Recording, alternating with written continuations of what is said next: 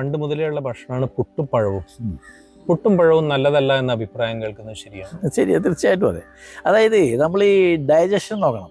നമുക്ക് ഈ പുട്ടുണ്ടാക്കുന്ന അരി കൊണ്ടാണ് അല്ലേ, അരിയോ അല്ലെങ്കിൽ അതുപോലത്തെ എന്തെങ്കിലും ഇതുകൊണ്ടാണല്ലോ അരി പിന്നെ പുട്ടുണ്ടാക്കുന്നത്. പക്ഷെ പഴം എന്ന് പറഞ്ഞാൽ ഫ്രൂട്ട്സിന് നമ്മുടെ ദഹനേന്ദ്രിയ വേഗത്തിൽ വലിയ പണിയൊന്നുമില്ല. ഒരു സംസ്കരിച്ച ആഹാരം പോലെ കഴിച്ചു കഴിഞ്ഞാൽ 2-3 മണിക്കൂർ കൊണ്ട് അതിൻ്റെ പണി തീർന്ന് പുറത്തു പോകേണ്ട സാധനമാണ്. കാരണം പെട്ടെന്ന് ആഗിരണം ചെയ്യപ്പെടും. നേരെ മറിച്ച് പുട്ടങ്ങനെയല്ല. അരിയാണെങ്കിൽ അതിന് 4-5 മണിക്കൂർ കൊണ്ടേ അതിന് ദഹനം പൂർത്തിയാവുള്ളൂ. അത് കഴിഞ്ഞിട്ട് ഒരുപാട് പണിയുണ്ട് അതിനെ ഗ്ലൂക്കോസാക്കി മാറ്റാൻ വേണ്ടിയിട്ട്. ആ ഗ്ലൂക്കോസാക്കി മാറ്റുന്ന സമയം ഇതിൻ്റെ കൂടുതൽ ഈ പഴങ്ങൾ തിന്നാൽ എന്ന് വെച്ചാൽ പഴം 1-2 മണിക്കൂർ കഴിയുമ്പോൾ അത് പുളിക്കാൻ തുടങ്ങും.